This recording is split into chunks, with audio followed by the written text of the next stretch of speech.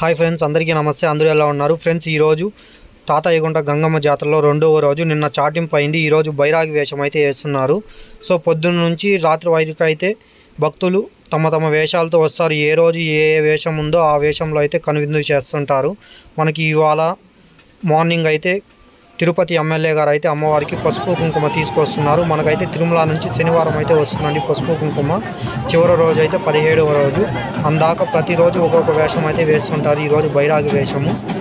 So friends, నేనైతే updates ఇస్తుంటాను చివరి రోజు వరకు. మనకైతే చూస్తున్నాను కదా, ఇప్పుడైతే వేషాలు అయితే పొద్దున్న నుంచి రాత్రి అయితే భక్తులు వేస్తుంటారు. అమ్మవారిని దర్శించుకొని మళ్ళీ తిరిగి ఇంటికి వెళ్తూ ఉంటారు.